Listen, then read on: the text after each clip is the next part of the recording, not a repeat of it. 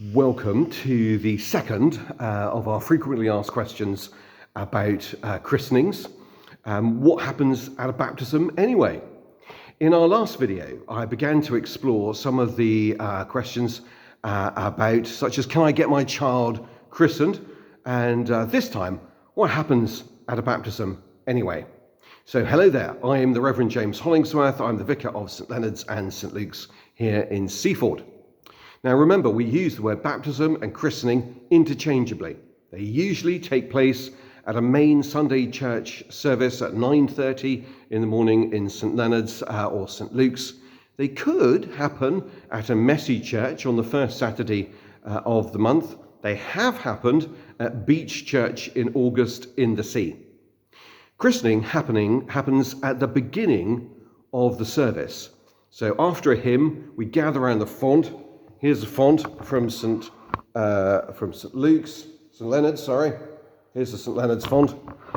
We gather around that, and when I say we, what I mean is the child, parents, godparents, and the vicar. And we have some promises that we say. More about that in the next video. How many godparents can I have? Now, before you ask somebody to be a godparent, try saying something like, I'm thinking of getting my child baptized. Were you ever christened or baptized? Do you think it's important? And look to their response. Godparents need to be already baptized themselves. Though I have baptized some godparents before the christening of a child so that they could be godparents. Because faith in Jesus was important to them, but they never got around to it. So there you are. You could be a catalyst for this. But if they respond with something like, oh, Jesus is all that nonsense, then you can say, okay, and change the subject. Or you could say, you should come with me to an Alpha course sometime. You can have as many godparents as you like, but it's usually two of the same gender and one of the other. They do not have a legal role. They do not have a legal role. They are not legal guardians. If you want them to be guardians, then go and see a lawyer when you sort out your will. After the promises have been made, I'll talk about them in the next video, there's a moment where I make the sign of the cross on your child's forehead, and I'll do that using oil. And then I might give the oil pot to you, and you could dip your thumb in the oil and do the same as well. Pass it on to the godparents. It's a nice way to be physically involved in this act of christening. Oil is used for this moment of signing. In the Bible, oil is used for someone to know God's love in their lives and the spiritual protection that brings. And it's also to show God's call upon their lives, that they have a special purpose. When we get baptized, God welcomes us into his worldwide family of the church. So the oil signifies we belong to God now. And baptism is about us belonging to the worldwide family of the church. Then we come to the water.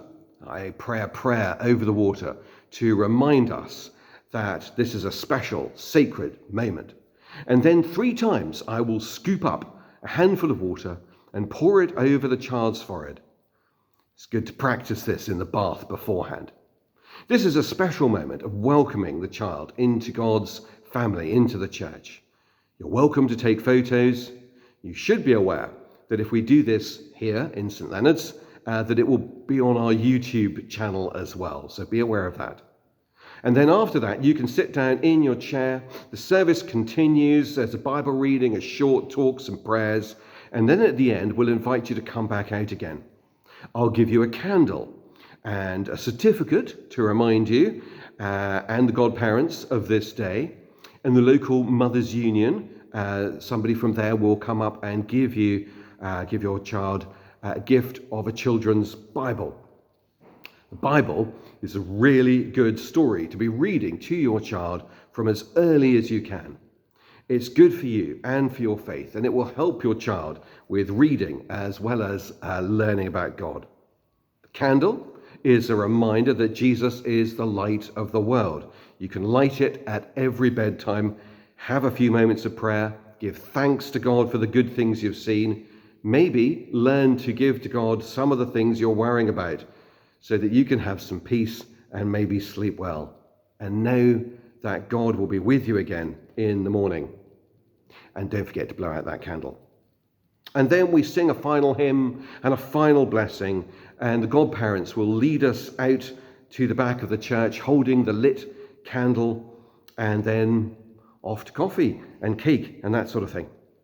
In the next video, I'll explain a little more about the vows we might be saying.